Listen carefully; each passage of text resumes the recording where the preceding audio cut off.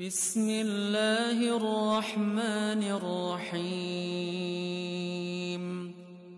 Assalamualaikum. Jangan lupa like, comment, and subscribe. Bye. Makanya ketika Nabi Muhammad Isra Mi'raj ketemu dengan Nabi Idris. Satu. Riwayat yang kedua, saya tidak percaya kamu malaikat. Kalau kamu malaikat, ini riwayat Israelian, tapi bisa diterima, ya Pak. Kalau kamu betul malaikat, tolong bawa saya mengelilingi sorga dan neraka, ya Pak. Mengelilingi sorga neraka bukan berarti masuk ke dalam sorga dan masuk ke dalam neraka. Ini kalau istilahnya dalam bahasa Arab, liyatafaqqadu, melihat-lihat saja, ya Pak. Ya, nampak. Sudah, yang kedua, dipenuhi oleh malaikat. Yang ketiga, riwayat ini, saya tidak percaya kalau kamu malaikat. Tolong bawa saya ke dalam sorga. Ya, ini riwayat ketiga, Pak. Ketika sampai ke dalam sorga, Nabi Idris ya, gesok telap, genyo tu, oh ini kita buat cara, baik tepi dalam sorga. Gepetinggai itu telap ini. Ketika mau keluar apa kata malaikat? Ya, tak awak. Oh kaselap tinggal selap belum? Tinggal selap. Dipikir ke yang pu tamu surga. Rumah ka tinggal selap. Gecok tu selap. Waktu tu dalam ya, elon bah. Nak mau lagi saya. Kenapa? Karena udah masuk dalam surga, mau keluar lagi. Ini riwayat ini diriwayatkan oleh seorang Yahudi, Pak. Ya, nampak. Yahudi. Bukan Bani Israel lagi. Memang keturunan Bani Israel, tapi Yahudi. Setelah dikoreksi, Yahudi ini tak bisa dipegang, Pak. Seorang pembohong. Ya, nampak. Maka riwayat yang ketiga itu ditolak, marfut. Ditolak dengan beberapa dalil. Yang pertama, sorga itu belum ada yang masuk lagi, Pak. Kenapa? Karena dia berjenjang, tingkatan-tingkatan, terakhir baru sorga neraka. Hana tatamang lam. Kok sembarangan orang bisa masuk? Yang kedua, sesuai dengan hadis dari Rasulullah SAW, seorang itu dan ayat Al-Quran, seorang tidak bisa masuk ke dalam sorga kecuali illa wariduha, melalui titik serat dulu. Kok nggak bisa? Bagaimana mau bisa masuk? Kecuali ada hal-hal khusus. Anak kandung dia membawa dia ke depan pintu surga. Lain tak bisa, Pak. Atau 70.000 orang yang masuk surga tanpa hisab. Ini kok tiba-tiba enak sekali Nabi Idris masuk, kemudian masuk surga, kemudian tak keluar lagi. Ya. Sedangkan Nabi Muhammad di dalam hadis Riyadhus Shalihin, Pak, pernah kita baca mungkin. Makanya orang itu minta kepada Nabi Muhammad, istaftih lanal jannah, tolong bukakan kami pintu surga. Gila kayak buka Pak Nabi Muhammad sallallahu alaihi wasallam. Ini Nabi Idris kok bisa masuk sembarangan ke situ? Ya. Nanti bisa kita lihat dalam tafsir Baitawi bagaimana riwayat itu ditolak karena diriwayatkan oleh seorang Yahudi. Makanya wala haraj kata Rasulullah. Boleh kamu mengambil dari cerita Bani Israel sehingga namanya cerita Israiliyat. Ya. Kenapa dari Bani Israel? Karena Bani Israel itu memang orang cerdas-cerdas, Pak. Dan Allah Subhanahu wa taala menggambarkan di dalam Al-Qur'an, wa inni faddaltukum 'alal alamin. Kalian itu memiliki kecerdasan hebat dibandingkan orang lain. Ini kata Allah Subhanahu wa taala dalam Al-Qur'an. Bahkan begini, ya ini yang unik sekali. Kalau kita tidak menelusuri tafsirnya, kita tidak paham ini, Pak. Ketika lahir Maryam, waktu itu mereka imerpah. Mereka berebut untuk bisa menjaga Maryam. Kata Bani Israel, kami berhak menjaganya. Ya nih, Pak. Kami berhak menjaga Maryam. Kenapa? Karena Maryam itu keturunan Bani Israel. Kata Zakaria, saya lebih berhak lagi. Kenapa lebih berhak lagi? Itu mamanya itu adiknya istri saya. Ya nih, Pak. Ini kata Nabi Zakaria. Oh tidak, kami mendawai, Pak. Begini saja, kita undi. Kita undi, kalau menang undian dia bisa menjaga Maryam. Undiannya aneh, Pak. Kalau kita tidak menelusuri tafsir maksudnya, kita akan bingung, sampai sekarang bingung. Mereka ada bawa polpen. Lemparkan polpenmu. Itu ada dalam surah Al-Imran, coba lihat nanti, Pak. Mereka melemparkan polpennya ke sungai. Rupanya apa? Semua polpen tenggelam. Polpen Nabi Zakaria Mereka berkesimpulan, polpen yang naik ke atas dia boleh menjaga Maryam. Apa maksudnya? Karena yang pertama bingung kita, kok dengan polpen? Jawabannya kenapa dengan polpen? Mereka selalu kemana-mana bawa polpen dan selalu menulis sesuatu, artinya orang urung galak demulih. Ya. Katanya orang galak mengetik mak, main HP mak. Galak mengetik, ho HP mak. Mana HP bingung ni mak. Rumah ketinggal HP lu ni mak. Jadi artinya apa? Mereka itu pulpen ya, sama seperti kita HP selalu, mereka pulpen. Sering temuli. Satu. Yang kedua, kenapa Nabi Zakaria terpilih? Pulpennya naik ke atas. Ada apa sebenarnya? Orang yang banyak menulis, tintanya itu akan habis dan dia itu akan naik pulpennya ke atas. Orang yang tidak pernah menulis, tintanya banyak dan akan tenggelam. Mereka memilih Nabi Zakaria, nyokenya orang paling malim di antara katanya. Orang yang suka menulisnya. Tapi kalau kita pahami surah Ali Imran itu, nyokule maksudnya, kebingung katanya Pak. Ya, bingung katanya. Ini Bani Israel, wala haraj. Tetapi ada yang boleh dipilih-pilih-pilih. Ini tidak bisa pakai, ini bisa pakai. Makanya tafsir Ibnu Katsir itu ada dua. Lun dua-dua nah tafsirnya Pak. Yang pertama judulnya tafsir Ibnu Katsir, satu. Yang kedua namanya Mukhtasar Sahih tafsir Ibnu Katsir. Nanti bisa kita bedakan dua-dua ini Pak. Rupanya yang kedua itu sudah ditahqiq oleh Syekh Ibnu Adawi. Ya, yang pertama tidak ditahqiq. Maka yang kedua itu tidak begitu tebal ya, 2 jilid Pak. Tapi yang dulu itu tebal. Ya, Pak. Kenapa? Ada beberapa bahagian yang sudah dikeluarkan dari situ. Nyona riwayat tapi agak Israeliat nih, hanajik pakai. Oh ini Israeliat tapi bisa pakai, diambil. Oh ini nak ini dikeluarkan oleh Ibnu Adawi. Maka kalau ingin beli tafsir Ibnu Katsir, itu kalau bisa beli yang Ibnu Adawi, Pak, yang sudah ditahqiq oleh beliau. Judulnya Mukhtasar Sahih Tafsir Ibnu Katsir. Jadi kumpulan cerita sahih tafsir Ibnu Katsir. Tapi nggak tahu dalam bahasa yang ada terjemahannya sekarang dalam bahasa Indonesia itu yang pertama. Yang kedua entah ada terjemahan, wallahu a'lam bishawab. Sekarang kita lanjut. Wa man kadzaba alayya muta'ammidan falyatabawwa maq'adahu minan nar. Barang siapa yang berbohong kata Rasulullah, gepegah tu nyu hadis dari Rasul Rasul ge yubina siap-siap masuk neraka kata Rasulullah. Falyatabawwa maq'adahu minan nar. Artinya suka berkata bohong, Pak. Termasuk juga tadi, Pak. Gepegah engkang gak nyan. Makanya itulah pentingnya ilmu. Ketika kita mencerna satu ayat, kita lihat dulu nyo ayatnya kepu ilahnya. Baik gede-gede on ke pun anji ke janji Rasulullah untuk masuk ke dalam neraka. Kita pelajari dulu. Ini hadis ini apa maksud? Kita pelajari dulu. Baik tak cok tabu hadis tak mendawang urun lain. Baik tak cok ayat tabu ayat tak mendawang urun lain. Padahal ayat itu bukan cerita tentang itu, mungkin cerita tentang lain. Ya, nampak. Terus katanya tak kalian sang terjemah kaji ni untuk mendawang, Pak. Kan mendawang ya, Pak. Atau sudah sampaikan kepada orang lain. Ya. Maka hati-hati kata Rasulullah SAW. Siap-siap untuk masuk ke dalam neraka. Rawahu Al-Bukhari. Hadis selanjutnya. Hadis ini dari Abi Hurairah radhiyallahu anhu. Anna Rasulullah sallallahu alaihi wasallam qala, Rasulullah bersabda, "Man salaka tariqan yaltamisu fihi ilman." Barang siapa yang menempuh suatu jalan ingin mencari ilmu, ya. Maka katanya mindset anak boleh dapat gadah, Pak. Mindset bro yang boleh dapat gadah. Kepuh pegada. Anak mengatakan begini, "Iya, kepuh tajak tikula. Menyotama S1, S2 nak kerja. Lebih baik tajak SD, urus SD nak kerja, Pak." Dia pikir ilmu itu orientasinya kerja, Pak.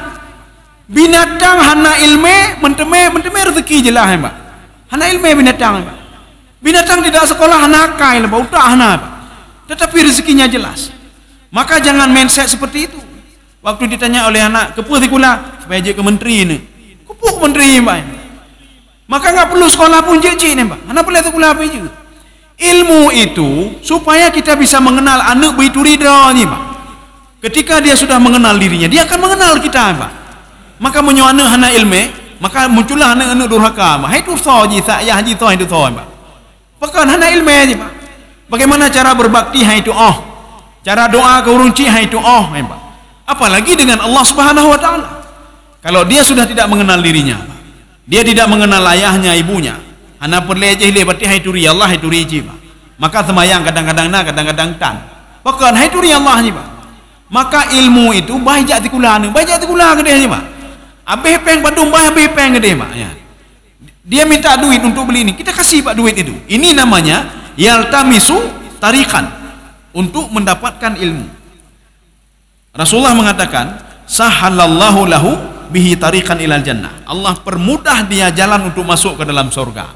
Karena orang tuanya mendukung anak ini, orang-orang tua juga dipermudah untuk masuk dalam surga. Ya. Jadi itu konsep ilmu.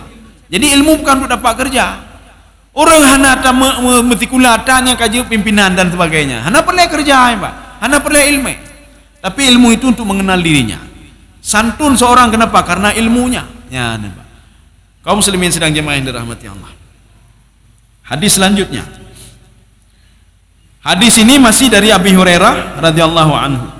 Ini jangan sampai nanti hadis ini berkenaan tentang begini. Umahe ilmita ilme sekian puluh tahun. Masa dengan mudah saya ajarkan ilmu kepada orang lain? Mereka dengan sangat simpel sekali dapat ilmu itu. Han hai apurno leur lain. Rugo ilme damita lewenya mahal ilmu itu. Ya, sekarang Rasulullah SAW memberitahukan begini. Begitu berharganya ilmu, begitu berharganya kamu gara-gara ilmu itu. Bagaimana berharganya? Coba kita lihat. Rasulullah mengatakan, man da'a ila hudan, barang siapa mengajak orang lain kepada petunjuk, artinya kita mengajarkan, nyo bacaan ji salah, baik ni baca abik no, nyan salahnya. Bacaan yang benar seperti ini, yang dibaca petunjuk. Fatihahnya salah, yang benar begini, itu memberikan petunjuk. Wuduknya salah, bukan begini wuduk, yang betul begini ya. Tapi kayak dah pegang apa? Baik dah pegang. Oh, maknya wuduk kan tapi ke nerakanya. Menyo temayang kan tapi hana diterima oleh Allah lah neraka tok kan. Yang nak pakai oleh kan. Jadi kita ngomong baik-baik. Kalau menurut saya ini hadisnya begini-begini apa ini salah ini apa? Nyo salah. Bacaannya juga salah ya, Mbak. Hana betul bacaannya.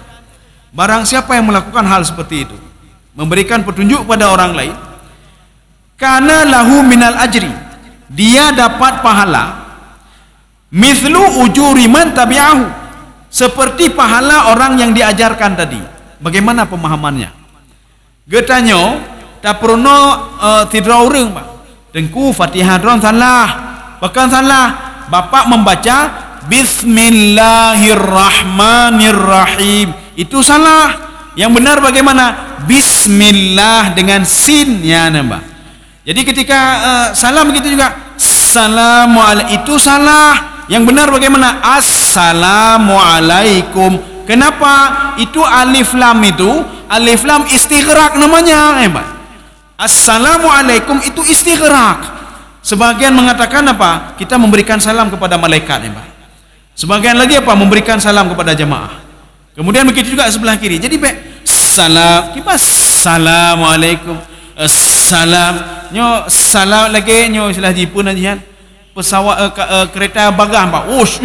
Pak yang pegang jamun Pak apa yang hutang Pak Pak. Jadi namanya salam, kita salam assalamualaikum ya Pak. Assalamualaikum ya Pak, menggunakan alif lam. Kalau kita mengajarkan orang tadi nyo salah, yang betul bismillah. Bismillahirrahmanirrahim. Kita bismillah ya Pak. Bismillahirrahmanirrahim. Baji kagadoh ya Pak. Kagadoh ba. Kinyo menggadoh ba berarti kan kakurung ya Pak. Ketika kita mengajarkan dia praktekkan yang kita ajarkan ya Pak. Tengok kabutuh ya. Bismillah sami'allah kabutuh ya Pak. Orang tadi dapat pahala, kita yang mengajarkan dapat pahala sama seperti dia ya Pak. Tidak mengurangi pahala sedikit pun. Urangnya si hantai semayang ya Pak. Tak pernah temayang, rupa jijak temayang ni Pak. Dia pergi salat berjamaah, dia dapat pahala 27 derajat. Kita juga dapat pahala gara-gara kita ajarkan dia. Oh bejo Pak, hai tak pernah kau. Pakai ilmu kurang katanya Pak. Anak kandung tak pernah. Maka menyomoh mentemai ilmunya, anak kandung dah tak pernah Pak. Tak pernah pun anak kandung dah. Ketika anak ini menjadi seorang penghafal Quran, dia akan teringat kepada ayah atau ibunya yang mengajarkan dia ba, ta, sa, Pak. Dia tak pernah bagau. Waktu dia jadi penghafal Quran, teringat ke gurem. Gurelun, kan maknya hidupnya Pak. Kan ya hidupnya, yang hidupnya orang lain Pak. Gurelun, yang dengkunya gurelun menum Pak. Maka ketika dia baca Quran yang ke gurem menum Pak. Kegetanya hanam demi tepung, Pak. Maka ajarkanlah anak itu, nak coba duduk dulu nak, ya Pak. Nak ketika azan tak boleh buat ini lagi nak. Rupanya ketika dia dewasa, Umayyah lu ni pegah dia lakukan hal itu, Pak. Kita sudah meninggal dunia. Apapun yang dilakukan dia dapat pahala, kita dapat juga seperti dia. Itu baru satu orang. Yang dapatkan nanti pelorau, ketika meninggal ya, Pak. Itu pahalanya terus mengalir, Pak. Tidak pernah dikurangi sedikit pun. Maka Rasulullah mengatakan hana kurang ilmu urangnya, Pak. Umanyo ilmu hek tapi tahu pelotun tak pernah bagus cuma 5 menit. Kabeh ilmu elun hana habis. Untung bagi orang memberitahukan apa? Dia dapat pahala sama seperti orang mengerjakan tadi. Ya. Urung bunuh kabetai Fatihah, Pak. Bismillahirrahmanirrahim.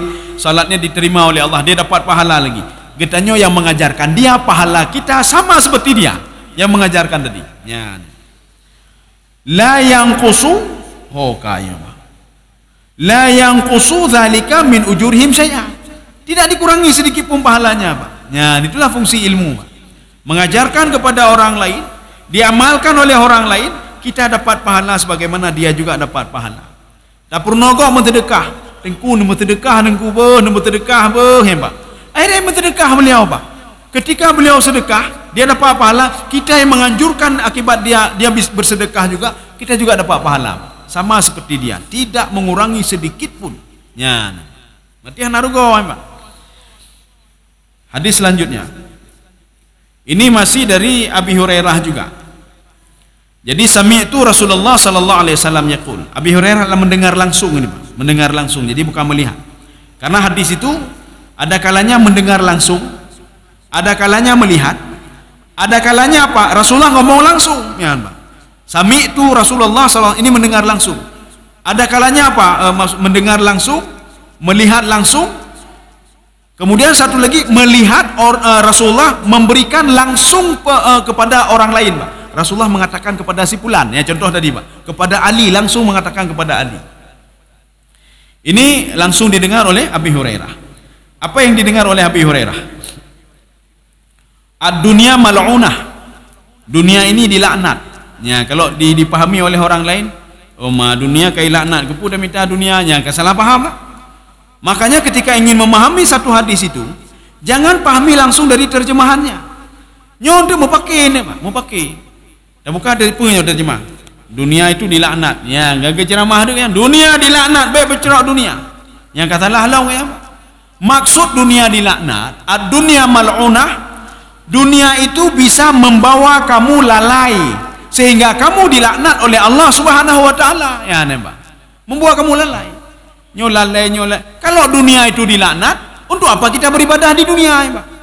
Jadi dunia ini kan salah satu fasilitas untuk menuju akhirat. Ya. Jadi kita itu menggunakan fasilitasnya.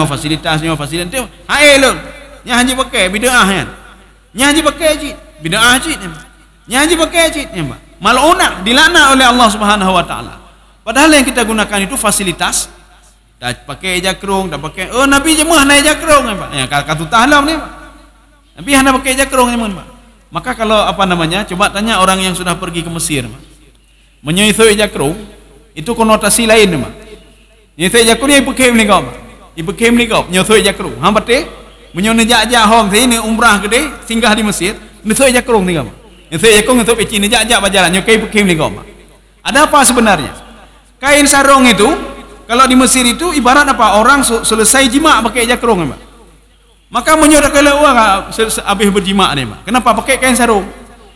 Maka anak lo ini penghadiri telefon, pakai lo pakai soi jakrung, ya lo mengal. Oh kaguran. Baik soi jakrung lo mengal, Pak. Baik soi jakrung. Jadi soi jubah tu. Jadi yang soi jakrung ini awak Indianya soi jakrung, Pak. Makai pakai gara-gara pakai tu sudah berubah dia, tak pakai lagi, dia pakai jubah, ya, Pak. Atau pakai celana. Kaum muslimin sedang jemaah yang dirahmati Allah Subhanahu wa taala.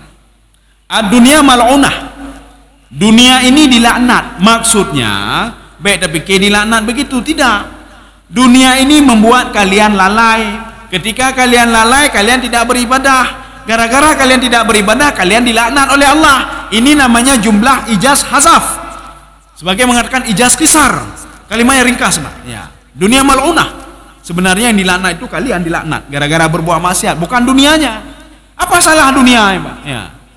Contoh, ada batu itu ketika mendengar Allah berfirman, batu itu dipenuhi dengan neraka itu Waquduhan nasu wal hijarah. Jadi neraka itu dipenuhi dengan manusia dan batu. Muimo tu betul. Geja apa ge lapor ba Allah. Ya Allah, apa salah kami ya Allah, engkau bakar kami ya Allah. Menyo manusia hom tanah akibat dosa-dosa dia ya Allah. Jangan bakar kami ya Allah. Kenapa begitu? Karena di dalam di dalam Al-Qur'an itu disebutkan waquduhan nas wal hijarah. Akhirnya apa? Kalian tidak saya bakar. Yang saya bakar itu ada batu khususnya nampaknya. Ada batu khusus. Maka sebagian mengatakan kibrit. Kibrit itu apa? Seperti sejenis batu bara ya Pak. Ya, sejenis batu bara. Jadi batu bara itu makin kita pompa itu makin menyala apinya Pak. Jadi bukan batu biasa. Jadi hijarah itulah batu bara tadi Pak. Akhirnya batu yang tadi itu tersenyum kembali Pak.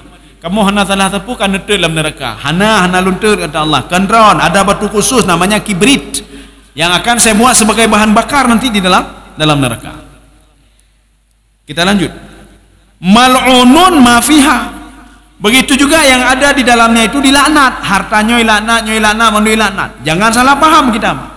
Kalau kita salah paham, apa yang ada di bumi berarti kendaraan dilaknat, semua dilaknat. Bukan itu maksudnya.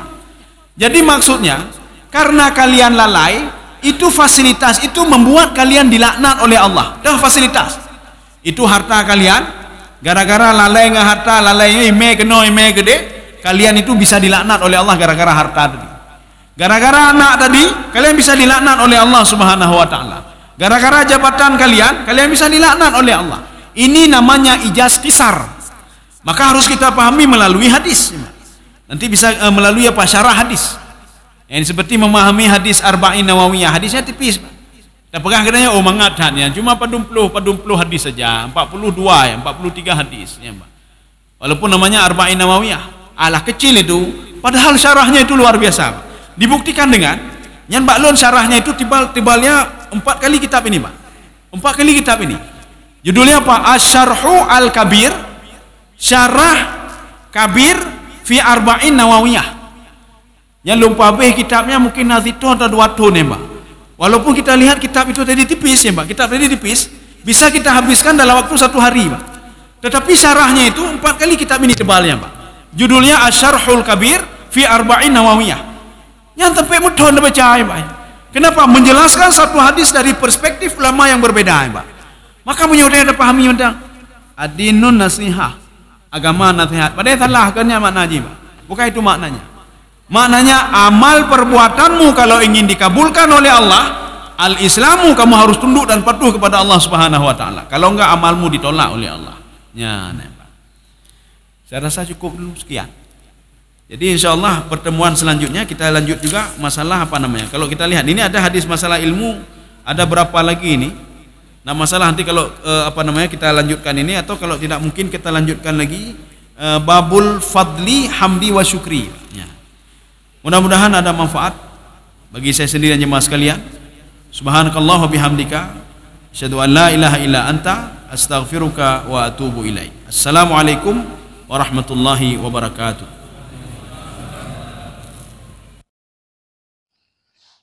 Terima kasih.